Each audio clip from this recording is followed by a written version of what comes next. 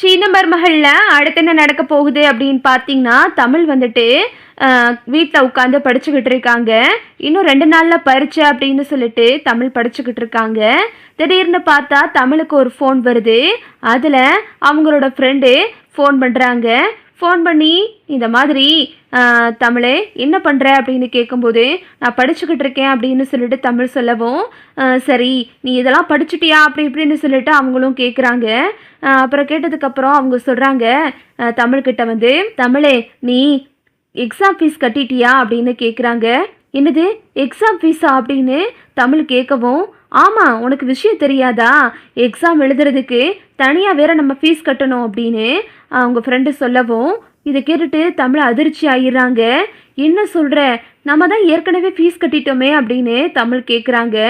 அது entrance fees மட்டும்தான், exam ஃபீஸெல்லாம் தனியாக கட்டி தான் ஆகணும் அப்படின்னு அந்த பொண்ணு சொல்லவும், இதை கேட்டுட்டு தமிழுக்கு ஒரு மாதிரி ஆயிடுது. என்ன தமிழ், ஏன் ஒரு மாதிரி இருக்க, என்னாச்சு, ஓ வாய்ஸ் எல்லாம் ஒரு மாதிரி இருக்கு, ஏன் ஃபீஸ் கட்ட காசு இல்லையா, நானா உனக்காக தரவா அப்படின்னு அவங்க ஃப்ரெண்டு கேட்குறாங்க. வேணாண்டி நானே பார்த்துக்கிறேன் அப்படின்னு சொல்லிடுறாங்க தமிழ். சரி நீ நல்லபடியாக படி அப்படின்னு சொல்லிட்டு அவங்களும் ஃபோனை வச்சிடுறாங்க. அப்புறம் பார்த்தா தமிழ் ஒரு மாதிரியாக இருக்காங்க. அப்புறம் அந்த நேரம் பார்த்துட்டு சேது வந்து இதை வெளியே உட்காந்து கேட்டுக்கிட்டு இருக்காரு. என்ன இவ காலேஜுக்கு ஃபீஸ் தான் கட்டிட்டால, எக்ஸாமுக்கு ஃபீஸ் கட்டுறதுக்கு பணம் இல்லையோ அப்படின்னு சொல்லிட்டு சேது நினச்சிக்கிட்டு இருக்காரு. அப்பையும் பார்த்துட்டு மலர் வராங்க. என்ன தமிழ், ஸ்கேன்லாம் எடுத்துகிட்டு வந்த, குழந்தை ஆரோக்கியமாக இருக்கா அப்படின்னு மலர் கேட்டுக்கிட்டு இருக்காங்க.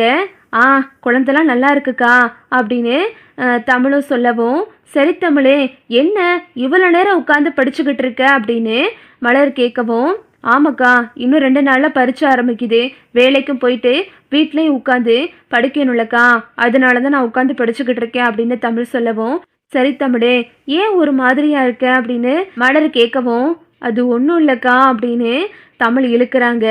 என்ன தமிழ் எதாக இருந்தாலும் சொல்லு அப்படின்னு மலர் கேட்கவும், அது வந்துக்கா திடீர்னு எக்ஸாமுக்கு ஃபீஸ் கட்ட சொல்கிறாங்க, எக்ஸாம் ஃபீஸ் கட்டினா தான் எக்ஸாமில் எழுத முடியுமா, எனக்கு இந்த விஷயம் தெரியாது, இப்போ தான் என் ஃப்ரெண்டு ஃபோன் பண்ணி சொன்னா, அதனால தான் என்ன பண்ணுறதுனே தெரியல. உடனே மலர் சொல்கிறாங்க, அதுக்கு என்ன தமிழே நான் தரவா அப்படின்னு கேட்குறாங்க.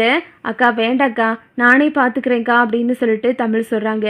நீ என்ன சொன்னாலும் நீ கேட்கவே மாட்டேன் அப்படின்னு சொல்லிட்டு மலர் அங்கேருந்து கிளம்பி போயிடுறாங்க. அங்கே பார்த்தா அப்பத்தா வாசலில் உட்காந்துருக்காங்க.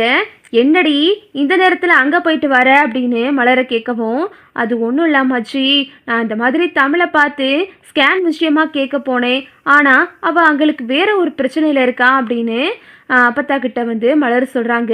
என்னடி பிரச்சனை அப்படின்னு அப்பத்தா கேட்கவும், அது ஒன்றும் இல்லாமாச்சு, இந்த மாதிரி தமிழ்ச்செல்வி 2 நாளில் பரீட்சை எழுத போகிறாளாம், அதுக்கு தனியாக ஃபீஸ் கட்டணுமா, காசு இல்லாமல் முழிச்சுக்கிட்டு இருக்கா அப்படின்னு நடந்ததெல்லாம் வந்து மலர் சொல்லவும், இதை கேட்டுட்டு அப்பத்தா வந்து வேகமாக அவங்க சுருக்கு பையை எடுத்து, இந்தாடி இந்த பணத்தை நான் கொடுத்தேன்னு அவகிட்ட கொண்டு போய் கொடு அப்படின்னு மலர்கிட்ட கொடுத்து விடுறாங்க.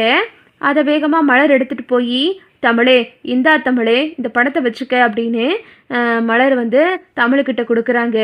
யாருக்கா கொடுத்தது இதை அப்படின்னு சொல்லிட்டு தமிழ் கேட்கவும், இந்த பணத்தை நான் கொடுக்கல, அம்மாச்சி தான் உனக்காக கொடுத்தாங்க அப்படின்னு சொன்னதும் வேகமாக தமிழ் வர்றாங்க. இங்கே அப்பத்தா கிட்ட சொல்கிறாங்க, அம்மாச்சி நீங்கள் கொடுக்குற பணம் எனக்கு வேண்டாம் அம்மாச்சி, இந்தாங்க அம்மாச்சி, நான் எதுக்காவது வேணா வாங்கிக்கிறேன், ஆனால் என்னோட படிப்பு செலவை நானே பார்த்துக்கிறேன் அம்மாச்சி, நான் உங்ககிட்ட வாங்கினா இதுக்கும் எல்லாரும் ஏதாவது சொல்லுவாங்க அப்படின்னு தமிழ் சொல்கிறாங்க.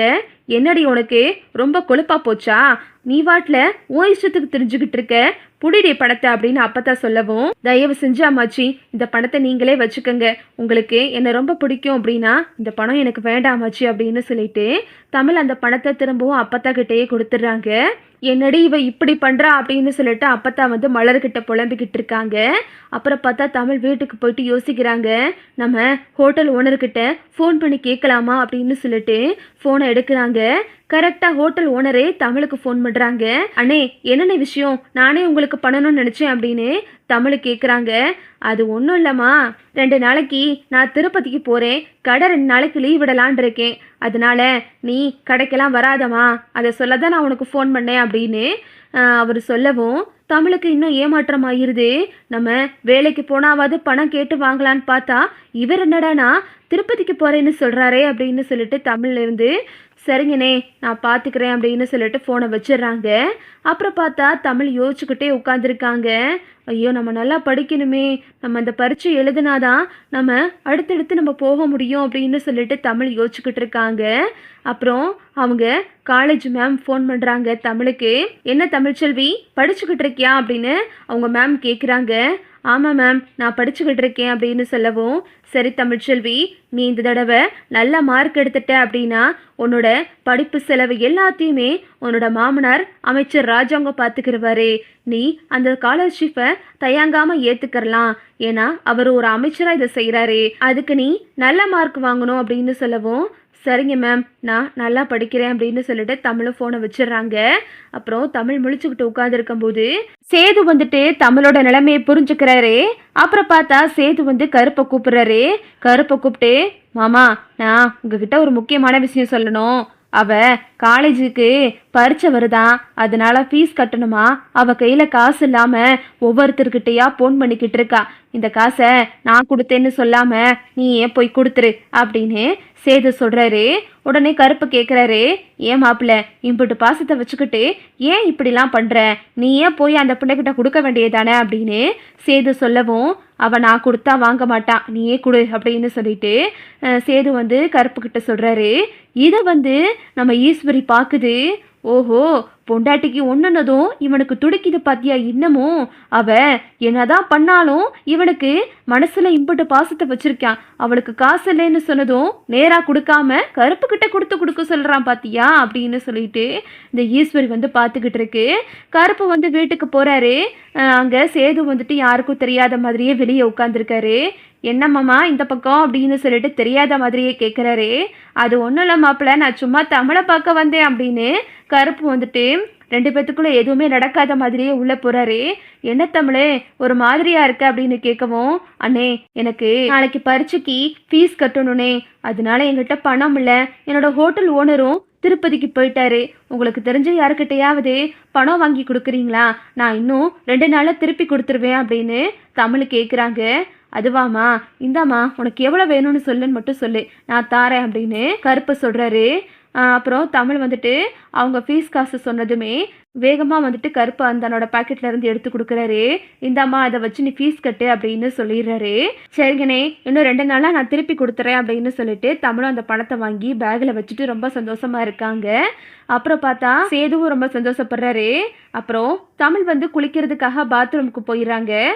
கருப்பு வந்து சேதுக்கிட்ட சொல்கிறாரு, ஏன் மாப்பிள்ள நீ ஏன் இந்த பணத்தை கொடுத்துருக்கலாம் அந்த பிள்ளைகிட்ட, இப்படி அக்கறை வச்சுக்கிட்டு ஒருத்தர் மேலே ஒருத்தர் இவ்வளோ பாசம் வச்சுக்கிட்டு ஏன்னா இப்படி பண்ணுறீங்களோ அப்படின்னு சொல்லிட்டு கருப்பு அங்கேருந்து போகிறாரு. இதை வந்து தமிழ் கேட்டுறாங்க.